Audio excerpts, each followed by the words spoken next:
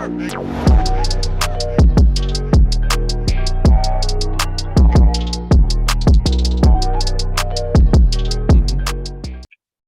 right, man. So, like I mentioned before, Texas is on crazy shit. There's something crazy every day, damn near, that Texas done seen that are done that have them in the headlines, and you're just shaking your head. Um, you see random shit on Instagram, on TikTok, on social media. Like, I mean, I was scrolling through and I didn't know what I was watching, and somebody posted a video of these two dudes arguing, and the other dude got shot. And I was like, why in the fuck is this on? Why are you showing this? I mean, I get bringing it up for situational awareness and being mindful of what you're doing, but you can do that without showing me somebody getting shot. I mean, I don't need that. So with that, all the shit going on in the news, I mean, you pick it. I mean, mask, no mask, vaccine, no vaccine, um, critical race theory, racism, um, politics. Uh, you pick the issue, man. There's so much shit going on. Yeah, it's an issue with every fucking thing. Yeah, man. I mean, it's everything, man. So both now more than ever, man. How do you protect your mental health, man? How do you keep yourself sane? Well, since we're just talking about us in particular, man, honestly, a couple things, and a lot of it, honestly, I developed it while being deployed, man, because that should have fucked your brain up. I mean, I still came back a little. Never mind. So one thing, hey man, that's real though, man. I mean, yeah, I came back a little fucked up. I was gonna say, man, share that because I mean, if there's another soldier watching, I mean, you never know who you could help, man. And yeah, that's true. To see that, you know, you're honest about that shit, man, they might gravitate to that. So, man, be honest, man. Tell the shit. So I came back a little fucked up. I mean, it was to the point where, you know, Janae even had said she had to fall in love with me all over again. I was really that off, man. You know, from the drinking where I'd go through a bottle of Hennessy Black and 12-pack of Bud like every fucking 2 days, bro. Like, wow. You know, not talking, being real standoffish. Always my head and my eyes is all over the fucking place. You know what I'm saying? I was really fucked up when I came back, but something that like really kept me focused and grounded was my video games. And there's a study somewhere I read it a while ago where in men that's like a real mental health helper, if you will. I don't know a better term to put right now. They piss me off because they cost so damn much. It's, you know what I'm saying? It really helps a man with his mental health. Like if I'm really pissed off, I'll play a really violent game to kind of get that anger out. You know what I'm saying? Or, you know, just take your mind away from what's really going on. And what else? Then past couple year or two, I've began to meditate. And my form of meditation, I don't know if it's something I created. I doubt it because I'm pretty sure somebody else does it. Like whatever's on my brain, you know what I'm saying? I breathe it in and I blow whatever's in my brain out my nose, if that makes any sense. You know what I'm saying? Kind of like a visual, physical getting rid of it type thing. Sure. And, you know, I do that and just being vocal. I'm gonna tell you what the fuck is on my mind. I'm not gonna hold shit. But you know, I've been that way since like fucking forever. I'm gonna tell you exactly what the fuck I need to say, if and when I fucking need to say it. You know, I've toned down a lot, and then that's something else. You know what I'm saying? Weighing that shit out. Is it really worth it? Do I really need to even bring that shit up? Do I even really need to stress about that shit? You know what I'm saying? Do I need to do this and do that, do this, do that? You know, running through these simulations in my brain and saying, no, I'm good. Because there's been so many fucking times, bro. Like shit, when I first got here, bro, I was over it, bro. I was like, I was not me. I was really fucking not me, bro. Like, I wouldn't want to do shit.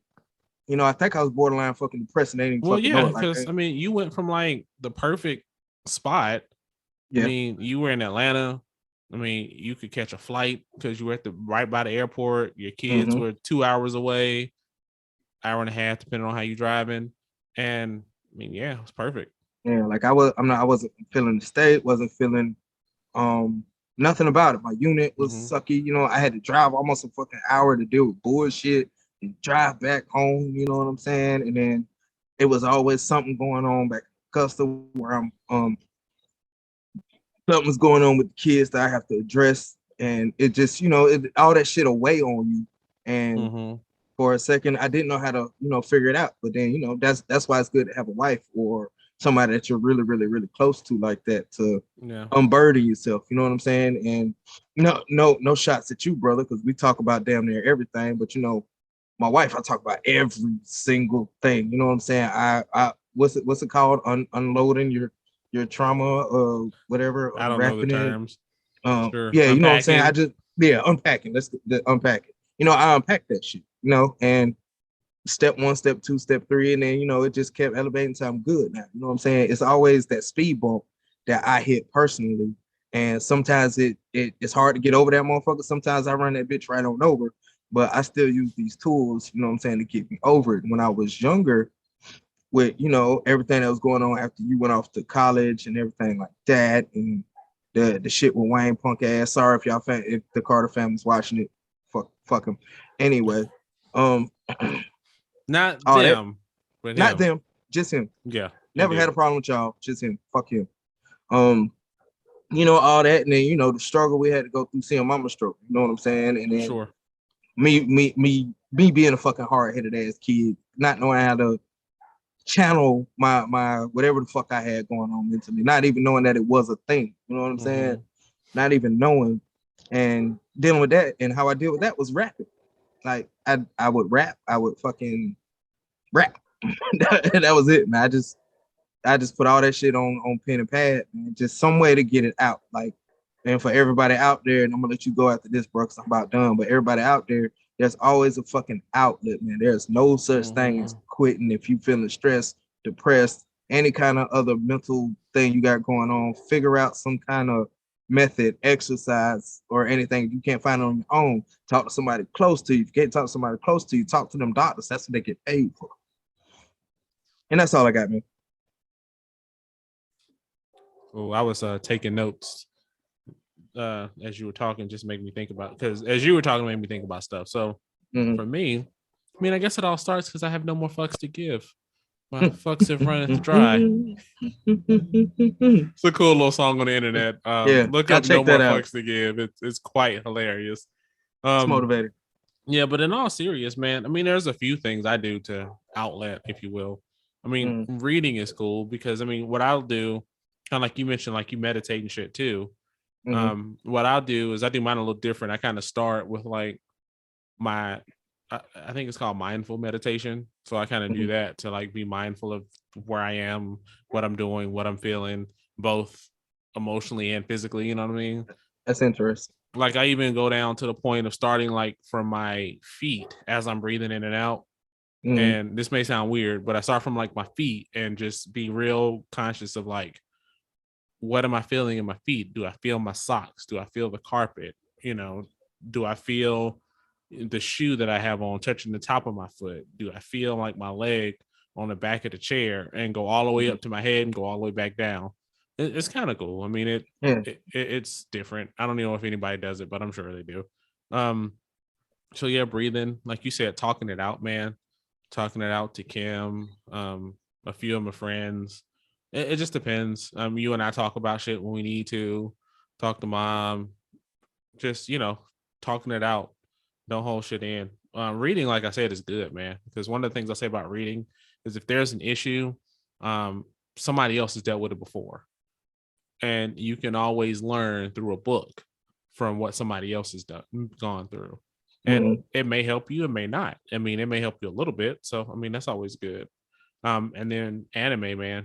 I don't play video games as much, but I love my anime. So that's a good outlet to just, watch somebody get their ass beat for 30 minutes to an hour is amazing. Until a video game is too.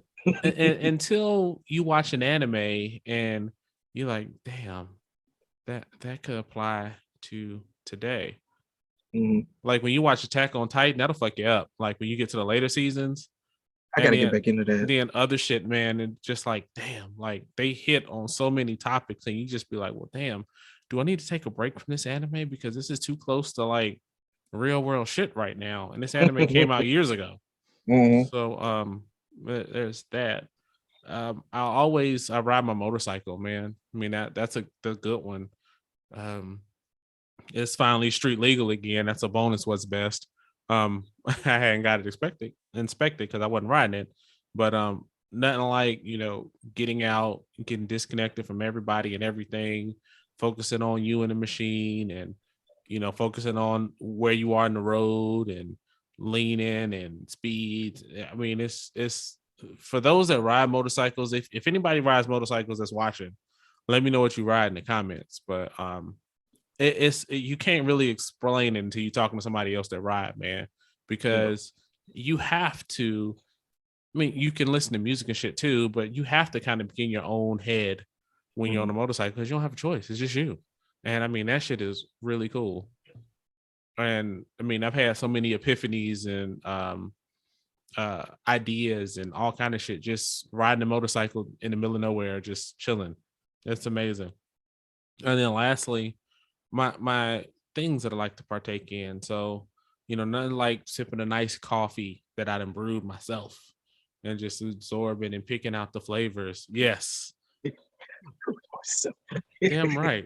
Hell yeah, man. A nice cigar, man. Just sitting out with a cigar. The weather's not bad, and just sitting, chilling, taking your time because a cigar is 45 minutes to 2 hours of you just sit out, chill out, and hang out with it. Yep. And then lastly, my whiskeys too. I mean, same kind of idea. Just you enjoy those flavors, you enjoy that. And I mean, for me, a lot of people drink to just get drunk and feel the alcohol, but I actually like appreciate, the fact that somebody made this shit. You know what I'm saying? It took, time and effort and trial and error, and you start to appreciate that. And sometimes even in a shitty whiskey or a bad cigar, you appreciate the fact that they at least tried and they put their best effort in. So when you start taking yourself away from situations, it helps. So I mean that's kind of my outlets, if you will, to protect my mental health. Okay. So two questions. Sure. All right. So first question out of the two I have. The first one is, do you have any unhealthy habits that helps protect your mental health that it's not like healthy for your mental health, whatever, but you do it anyway? I mean, to be honest with you, man, I mean, people would argue that hell, anime, whiskey, coffee, cigars, someone argued that those aren't healthy. So I mean, it's just a matter of perspective, really. It's if I mean, I don't like, do illegal drugs and shit like that. I don't drink to excess or anything like that. So I don't have any of those things that I mean, because when you get to that point, it's almost like a crutch. Yeah. Or yeah, I mean, a crutch is a good word. I mean, it kind of numbs the pain, if you will. And I'm sure, that's kind of what you experienced when you got back of that, because you go from the shit that you went through to, hey, you're back to living normal life now. It was so weird, man. With no in between, man. I can't imagine what that shit is like. That shit's so weird, man. I can't imagine, man. I mean, you wake up one minute and you making sure, you and everybody around you are safe because you don't know what's coming, to having to go through Walmart self-checkout. You know what I mean? It's crazy. Right. It's weird, man. It's so weird. So yeah, I can't imagine. So that answer your question? Yeah. Because I thought about it because I had a healthy one. A unhealthy one for me is work. Like when I get really unburdened, I just like to work and not even think about it. And that's what got me here. That's kind of what got me out of it too, because I cut the grass, man. That's some shit now. I love cutting grass. Motherfucker, you grew up with me. I hated cutting grass. I couldn't stand doing the shit. I love it here. I hate you can come do mine, man. Shit. I hate that shit. If I was close, I would, man, because I love cutting grass now. So I put my music on and just work. You know what I'm saying? That's another habit I developed that some would say is something healthy, because like it started when Dad died. I went back to work way earlier than I should. They said take all the time you need. All this. I was like, no, I gotta work, man. I gotta do something.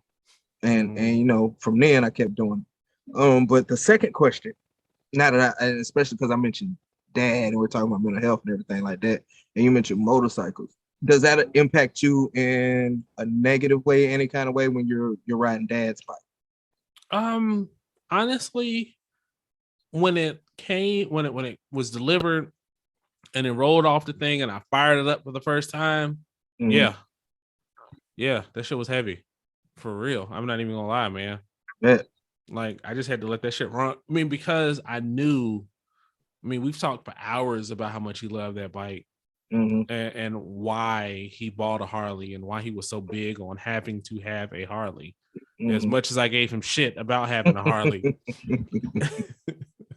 But yeah, I mean, it did. I mean, and honestly, I think that's kind of why I think I let the battery die, because Mhm. riding it, you had to be ready for it. I mean, because you're like, well, damn, this is the same bike he rode all the way to fucking Colorado with me. You know what I'm saying? Yeah. There's memories baked in that bike. I remember I had just learned how to ride, and he let me ride this shit around the neighborhood just to get a feel. Check this out. What do you think? Mhm. I mean, it's memories associated with that bike, man. That bike is almost 20 years old, and so yeah, I wasn't even ready, but I think now I'm ready. So, like I think I mentioned before, I'm gonna clean the carbs, and change the battery, and Mhm. we're gonna be off to the races. That's what's up, man. That's what's up. So now I think it's more of a honoring the legacy and everything. So I think from now on, man, I honestly always own a Harley. I mean, because even if I trade that one in, it'll be for another Harley. So Right. I mean, and he wouldn't give a damn one way or the other, but just knowing why he had one, the second bike will always be a Harley. It might not even be my main, but I'll always have one. Yep. Real deep moment. A little bit of a humble brag there. My second bike. I'm just fucking with you, man. Hey, man, But once you get into motorcycling, man, they say it's the like number of weapons. yeah, it really, man, you have, for real. It's so similar. I mean, because they say the number of motorcycles you want is N+1. Mm. So so I've pitched like, hey Kim, can I get the third one? Shit, I was looking at a motorcycle yesterday. But Same thing. so yeah, it's always a new one. It's always a new shiny. Yeah. But yeah. Man, I had to go into the motorcycle store with y'all when we was in Colorado. I was like, fuck, man, can we leave yet? Their helmets, they look the same. Get one. Just like, fuck. But then I understood, because when you came down to Atlanta and went to the gun range, I was the exact same fucking way. The exact same fucking That's dope, man. But yeah, man. You guys protect your mental health, get help, find self methods. Got a question for you. All right. So we've talked about a couple different methods. Are there any methods that you've ever thought about that you wanted to try and be like, nah, I ain't fucking with that? Or something that you're like, if I knew a little bit more about that, I get into it? Masturbation.